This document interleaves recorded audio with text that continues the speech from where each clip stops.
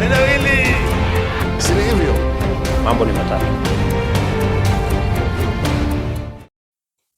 Ladies and gentlemen, something happened today to Rigathi Gachagua, which I think as Kenyans we should not tolerate. Rigathi Gachagua attended a church service in Kariobangi, and these were the scenes.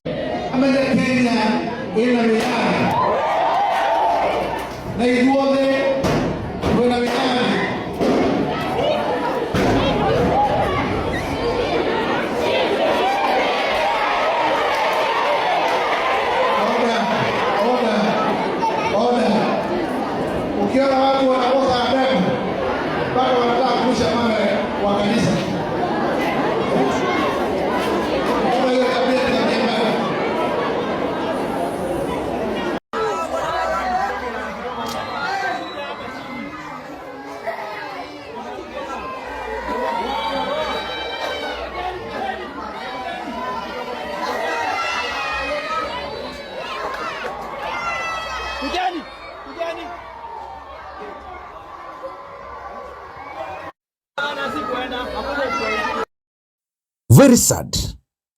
And the question which I want to ask ourselves on this platform, why would the government use goons to disrupt Rigathi Gachagua's events, especially the one in church? How will you go to a church? Wewe hata niambie, au unaingia kanisa namna gani na polisi kupiga watu tia gazi kwa kanisa? Hata yule ambaye alitoroka, tafadhali mumwambie arudi haraka atutoe urogi, sababu sisi, how can we live like that as a country? Bishop kama hawa wazee wanatuongoza hapa, watu wa Mungu wamewekea mikono, wanatuzungumzia eti uingie hapa kuwapiga tia gazi hawa. Yani what is happening kasumba ile ya kusoea mpaka umelewa na uongozi na nguvu. You are drunk with power. That's why I'm telling you my fellow Kenyans.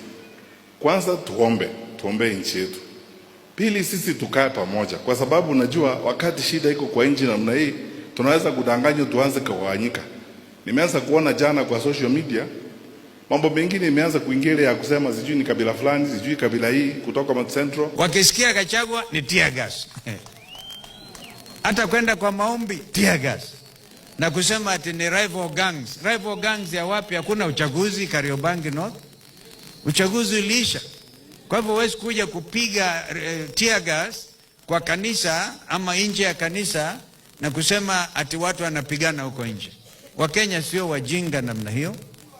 Wanajua kwa mfano ile contest, kama kuna wale watu ambao pengine hawakuridhika, wanajua haki zao za kikatiba.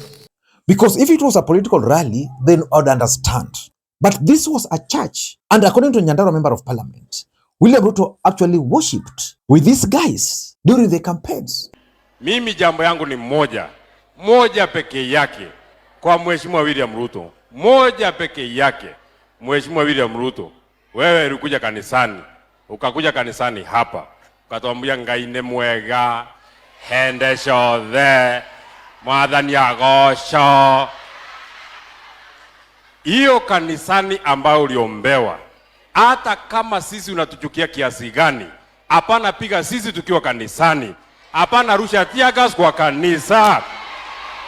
Na tunataka tu tukwambia kitu moja, upige tear gas, upige mawe, upige risasi, mambo yako tumeshamaliza. And we cannot, and we shall not, and we cannot bow to you, because wewe sio Mungu. Sisi mtu ambao tunaweza kupigia magoti ni Mungu peke yake. Asanteni sana watu wa Kariobangi, mwadhani ya murathime. In this video, I want to reveal to you guys why goons and the police were unleashed on Rigathi Gachagua's event in Kariobangi. Before I do that, for those who are watching this channel for the first time, please take a second or two, click that subscribe button so that next time we produce a video like this, YouTube will automatically notify you. And to the subscribers, I want to continue thanking you guys for your continued support. Without that support, this channel cannot be where it is. Ladies and gentlemen, there's one thing which I keep on repeating on this platform, that William Ruto is committing a mistake. He's actually playing into the hands of Rigathi Gachagua. There's a way Kenyans tend to side with the weak. Rigathi Gachagua is currently celebrating his win in Narok town. But I want to believe that Rigathi Gachagua actually won in Narok because of the way the police mistreated him when he went to campaign there. Most people sympathized with him. That's exactly what we are witnessing here. I don't want to imagine that Kenya Kwanza government will still expect the leadership, the church members, and of course the sympathizers of that church to still vote for them in 2027. But the biggest question is, why do you think this gentleman decided to tear gas peaceful church event? Number one, I think it was a strategy to stop Rigathi Gachagua from addressing the members of the public. The truth of the matter is that Rigathi Gachagua had planned to address members of the public, some of whom were waiting outside.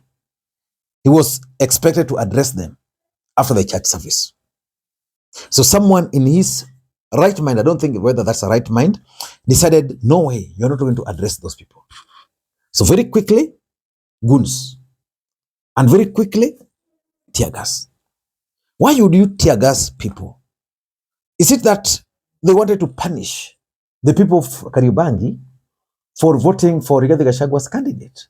If that's the case, then I think it is very unfortunate. But the strategy was simple.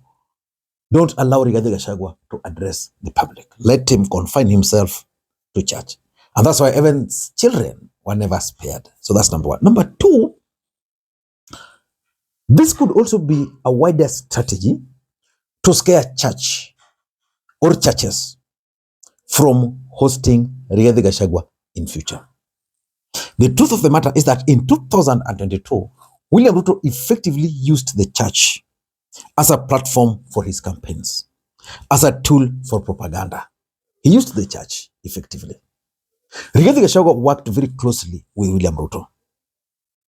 And I want to assume that Rigathi Gachagua, having worked very closely with William Ruto, is now trying to copy-paste William Ruto's strategy, which he used effectively against Raila and Uhuru. So he's using the church. Ruto is telling him, no, I'm not going to allow you to use church platform. That's why we are witnessing this violence against him in church, which for me is very, very unfortunate. Number three, and I want to think this is the latest strategy. Violence against Gachagua. You can't convince me that Gachagua went for that rally during official campaigns in Narok. Then it was blocked. Then he now goes to another function in Kariobangi, and then it's being blocked. So for me, Ruto and the government probably have decided, okay, let us try violence on this guy. Otherwise, nobody would dare hire goons in an area where the DCP candidate had won. Why am I saying so? The fact that they won in Kariobangi means that they were the majority. And of course, Kariobangi is predominantly the Kikuyus. So maybe this is the latest strategy. Let us hit this guy. We are not going to give him space to breathe.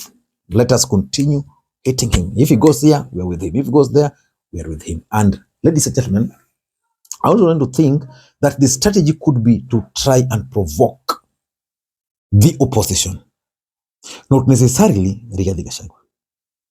Because remember, during the campaigns, what happened to Boni Halwale? His securities were withdrawn. What happened to Natembeya? His security were withdrawn. What happened to the Kabushai member of parliament? His home was raided using the goons. So far, those goons have not been arrested. Why? Because someone somewhere is protecting them. So maybe this is a strategy to provoke these united opposition leaders to react. And in most cases, when you react, you make very wrong judgments. And lastly, I think it could be the aftermath of the Kariobangi by-election. Maybe someone somewhere is yet to accept the fact that Rigathi Gachagua's candidate actually won. Ladies and gentlemen, I don't know what you think, but for me, it's a sad day. This is something which we should not allow to happen. I was there with Eliud Owalo when Langata Primary School kids were tear gassed. Those scenes, I think those kids are still remembering them. And now, children are going to church, you tear gas them. Will you convince them next Sunday that they will go to church and nothing will happen to them? Because churches should actually be the safest place for our kids. I don't know, but those are my thoughts, personal thoughts. Until next time, this is Lee Makwiny. Bye-bye.